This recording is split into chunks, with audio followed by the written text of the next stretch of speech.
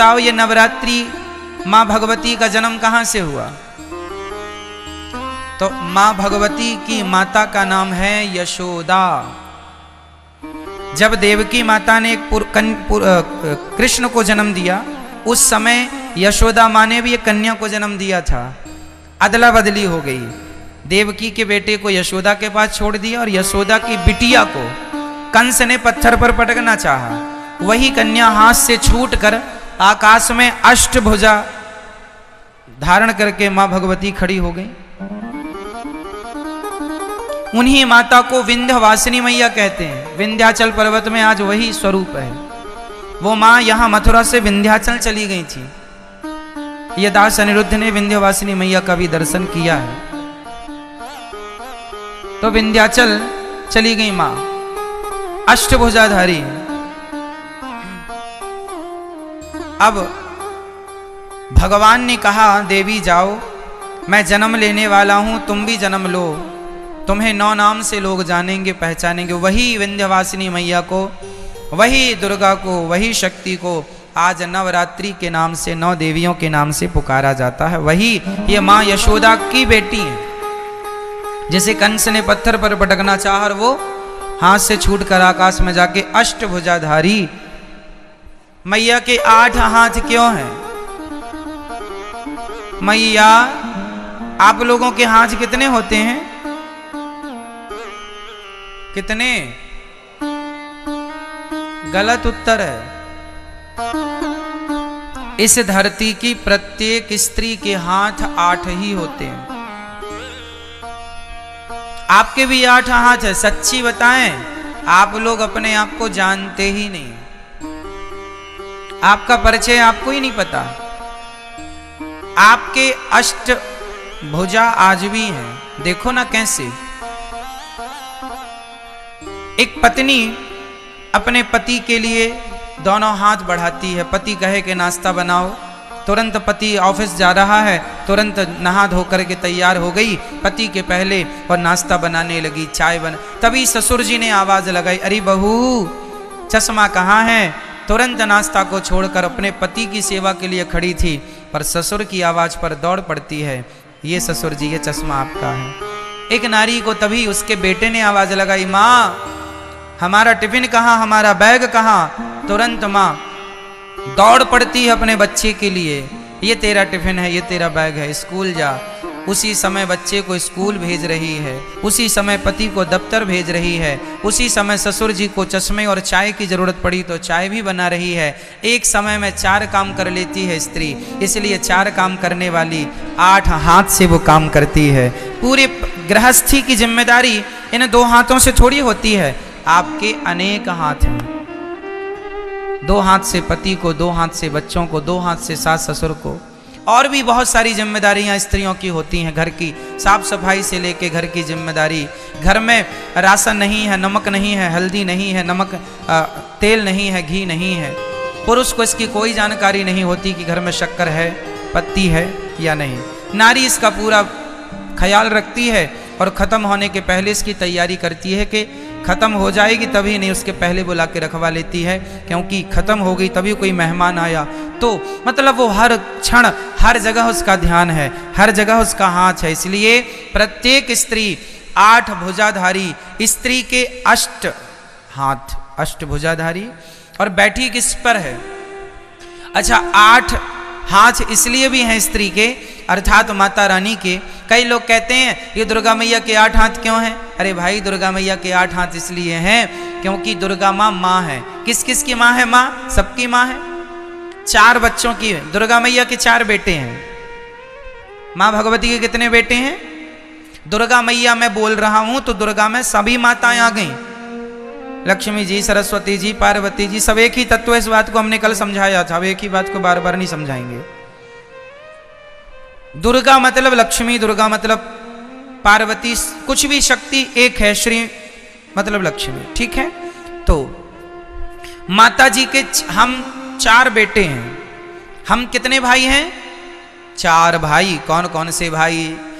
पहला भाई ब्राह्मण, फिर क्षत्रिय, फिर वैश्य, फिर शूद्र। हम 4 भाई हैं। 4 भाइयों में बड़े भाई कौन? ब्राह्मण, फिर क्षत्रिय, फिर वैश्य, फिर शूद्र। हम चारों एक ही पिता की, एक ही माँ की संतान है। माँ दुर्गा कहती हैं मेरे 8 हाथ इसलिए हैं क्योंकि ये हाथ मेरे नहीं, मेरे 4 बच्चों के ही मेरे हाथ हैं। ये 4 बच्चों को खड़ा किया जाए तो 8 हाथ होते हैं ना। और माँ कहती हैं कि तुम चारों ब्राह्मण, क्षत्रिय, वैश्य, शूद्र, तुम जिस दिन संगठित हो जाओगे उस दिन तुम शेर की भी सवारी कर लोगे। क्या मजाल किसी की कि तुम्हारी तरफ कोई आंख उठाकर देख ले। लेकिन तुम तो बटे हो ना आपस में, जातवाद में, इसलिए लोग आके हम पर हुकूमत करते हैं। हमें कहीं कोई लूट ले जाता है, कोई हमें गुलाम बना लेता है ना। आक्रांत आके लूट गए, गुलाम बनाया। क्यों? क्योंकि हम लोगों को आपस में लड़ने की बीमारी है। हम लोग तो इस बात पे लड़ते हैं, अरे हम ब्राह्मण हैं, हम क्षत्रिय, हम वैश्य हैं, शूद्र हैं। अरे पगले, तुम चारों एक ही बाप की संतान हो। ये झगड़ा करने को कहा किसने? वेदों में तो कोई झगड़ा नहीं है। वेदों में तो ब्राह्मणोश्य मुखमासीद बाहु राजन्यः कृतः ऊरु तदस्यत वैश्यः पदभ्यांगुं शूद्रो अजायत। एक ही वेद में एक ही जगह पर चारों की उत्पत्ति बताई है, एक से, श्रीमन्नारायण से, ब्राह्मण, क्षत्रिय, वैश्य, शूद्र। हम चारों एक हैं। कोई छुआछूत हमारे भारत में नहीं है। लेकिन आज के कुछ मूर्ख लोग छुआछूत की भावना भी रखते हैं। क्या भगवान श्री राम ने छुआछूत रखी शबरी माता से? शबरी माता भी तो कोल भीलों की बेटी हैं।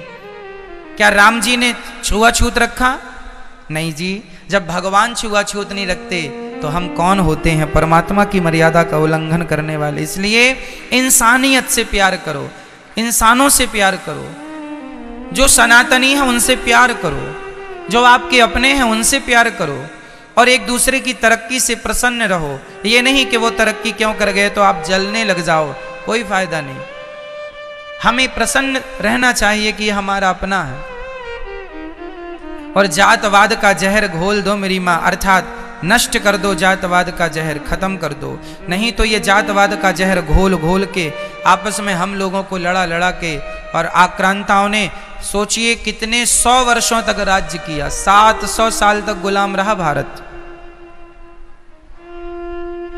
कुछ अंग्रेजों से, कुछ मुगलों से गुलामी की हमने। क्यों गुलामी की? क्योंकि वो यही कहते थे फूट डालो शासन करो। आपस में लड़ाते थे हम लोग, जातवाद पे लड़ते। बड़ा राजा, अरे मैं क्षत्रिय हूं, छत्री छत्री लड़ जाते थे आपस में। यदि भारत के राजा आपस में लड़े ना होते ना तो क्या मजाल किसी की कि भारत की तरफ आंख उठा के देख लेता।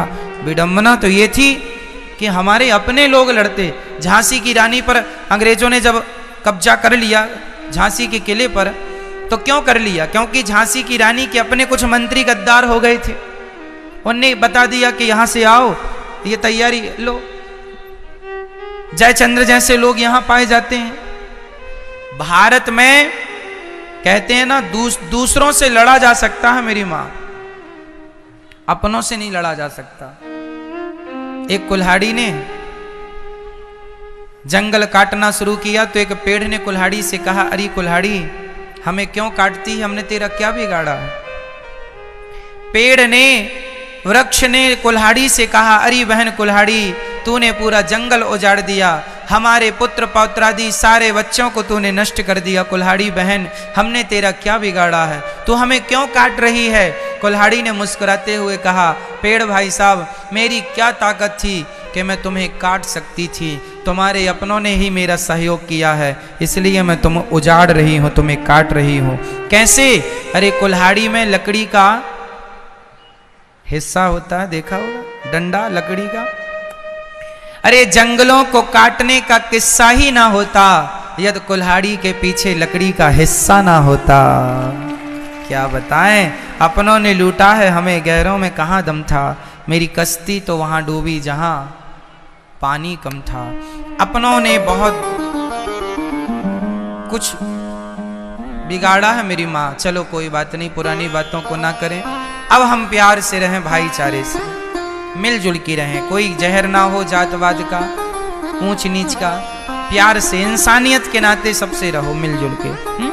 चलिए ठीक है। तो माँ भगवती कहती हैं तुम चारों जिस दिन एक, रामचरितमानस में भी ये बात लिखी है, जहाँ सुमति तहाँ संपत्ति नाना, जहाँ कुमति तहाँ विपत्ति निदाना।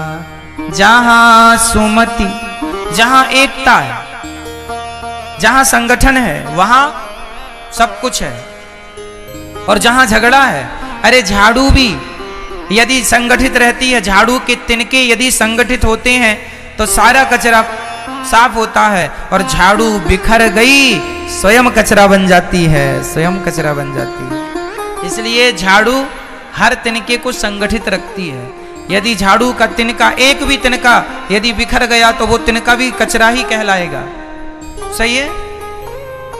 आप जब तक संगठित हैं तब तक सुरक्षित हैं। बिखर जाओगे तो कोई भी, कहावत तो सुनी होगी, एक लकड़ी को कोई भी तोड़ सकता है, लकड़ी के पूरे गट्ठे को कोई तोड़ नहीं सकता। संगठन तो लकड़ी के गट्ठे की तरह है। कोई क्या मजाल किसी की कि कोई आगे बढ़ के तुम्हें देख सके। संगठित रहो। कौन कौन संगठित रहे? बोल के बताओ, कौन कौन? ब्राह्मण, क्षत्रिय, वैश्य और चारों एक पिता की संतान है। सबको गले से लगाओ। राह में आए जो दीन दुखी, सबको गले से लगाते चलो। प्यार से रहो, बहुत जरूरत है इस प्यार की मेरी माँ। पता नहीं लोग क्यों झगड़ा करते हैं, बात बात पर विवाद करते हैं।